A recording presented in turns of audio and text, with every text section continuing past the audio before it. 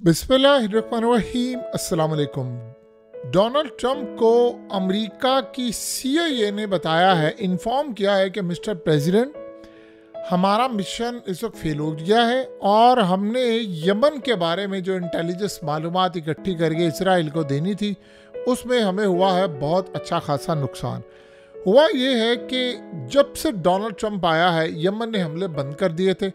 अब यमन ने Donald Trump को जो पहला बड़ा सरप्राइज दिया है वो उन्होंने अमेरिका का ड्रोन गिरा दिया है।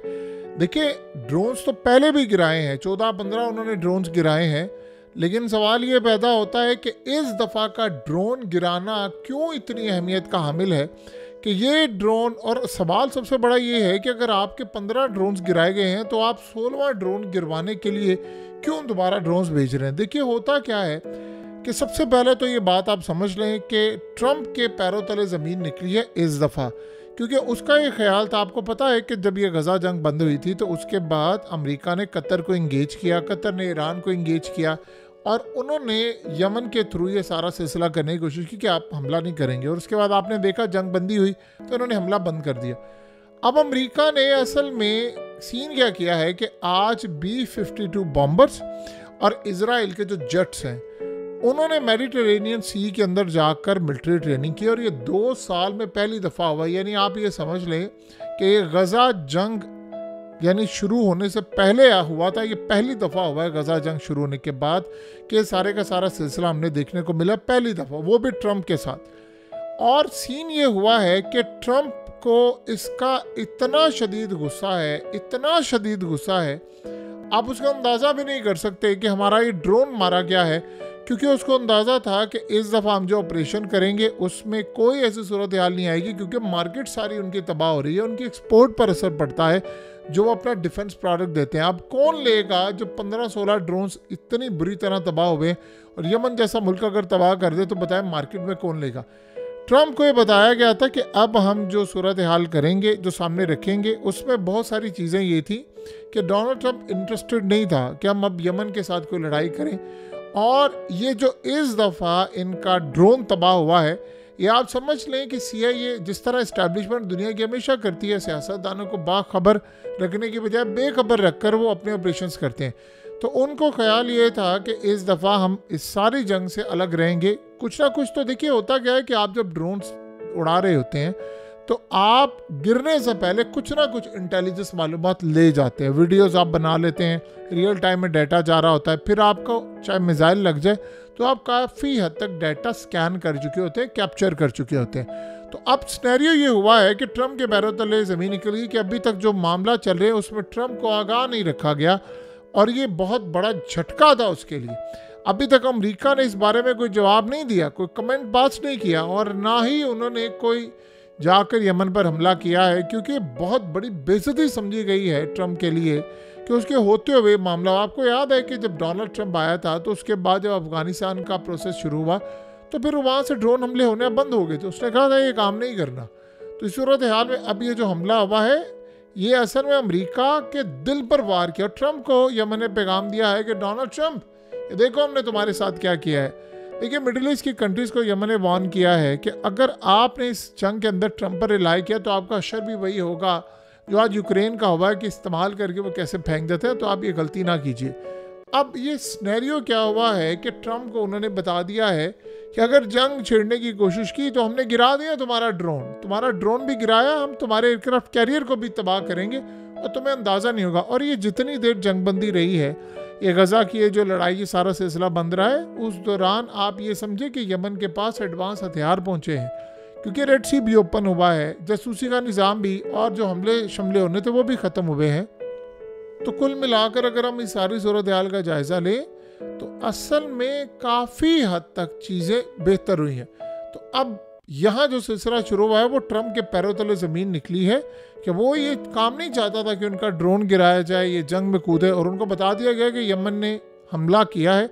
और अभी तक जो इतलात आ रही हैं कि डोनाल्ड ट्रंप की जानिब से गो हेड नहीं दिया गया कि जाकर यमन पर हमला करें, और अब ये देखना होगा कि इसका इम्पैक्ट क्या आता है, क्योंकि फैसले अभी ये हैं, हो सकता है घंटे के बाद बदल जाए, लेकिन अमेरिका के लिए झटका है। वो झटका क्यों, आप ये समझिए। हुआ ये है कि एक बड़ा ज़बरदस्त प्लान दिया है इजिप्ट की जानिब से, और ये बड़ा कमाल का प्लान है, यानी बड़ा ही अच्छा प्लान है। उसमें उन्होंने बताया ये है कि तकरीबन 55 अरब डॉलर के करीब यानी गज़ा का रीबिल्ड का करने का प्लान है गज़ा में, और उसमें गालिबन हमास नहीं होगी, उसमें गज़ा के लोगों को निकाला नहीं जाएगा। सऊदी अरब भी मान गया, पूरे अरब ममालिक, अरब लीग सारी मान गई है, और वो कह रहे हैं कि ये 53 से 55 अरब डॉलर का जो प्लान होगा उसमें पैसा इकट्ठा किया जाएगा, कंट्रीज कंट्रीब्यूट करेंगी, दुनिया भर की कंट्रीज कंट्रीब्यूट करेंगी, और प्लान ये है कि कुछ इजराइल से भी लिया जाएगा जो कि कभी भी नहीं मिलना, ये आप ज़हन में रख लें। अब सिनेरियो यहाँ पर ये हुआ है कि उसमें जो सबसे बेहतर चीज़ है उसमें गज़ा के लोगों को निकाला नहीं जाएगा, यानी गज़ा के लोग उधर ही रहेंगे, हमास के लोग वहाँ पर नहीं होंगे, जिसके लिए मज़े की बात देखिए हमास तैयार हो गई है।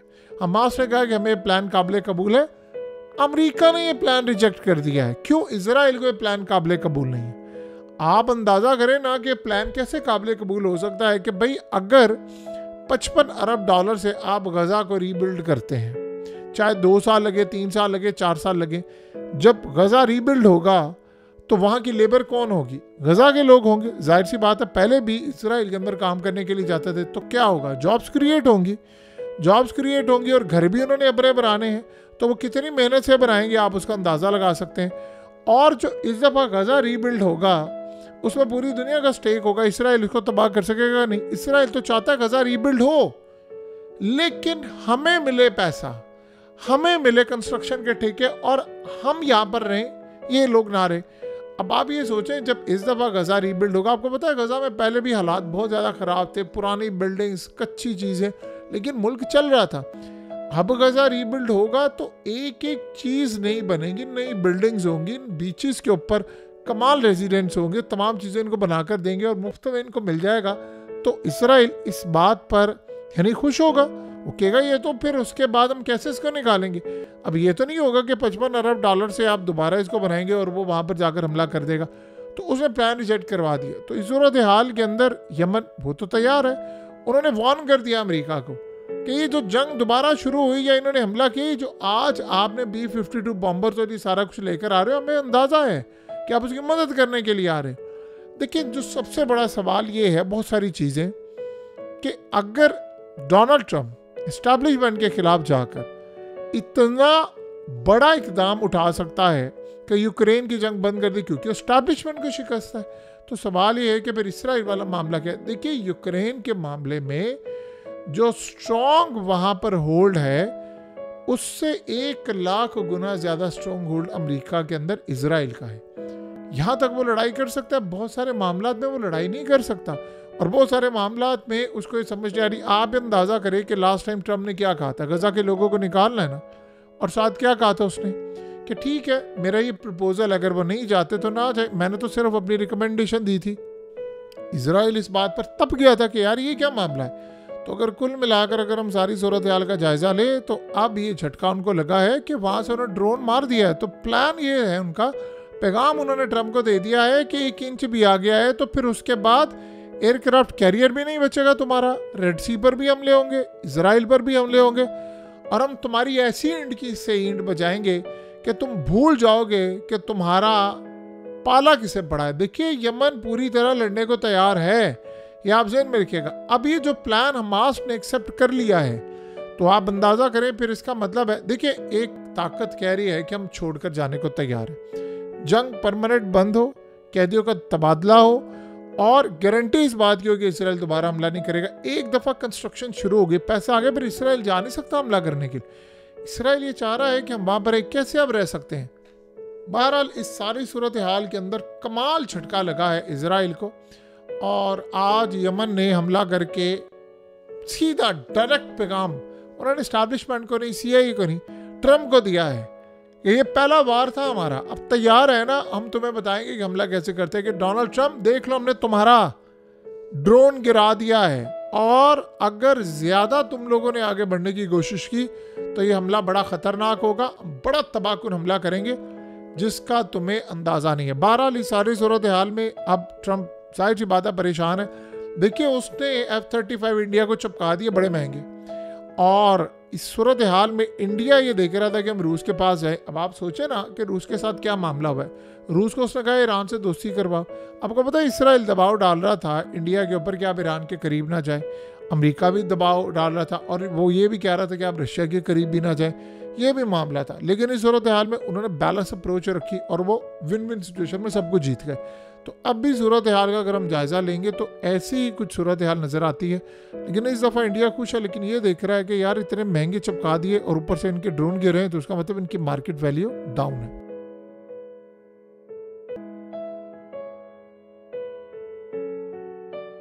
हकीकत टीवी को सब्सक्राइब करना मत भूलें, वीडियो को लाइक करें, शेयर करें और कमेंट सेक्शन में अपनी राय का इजहार ज़रूर करें।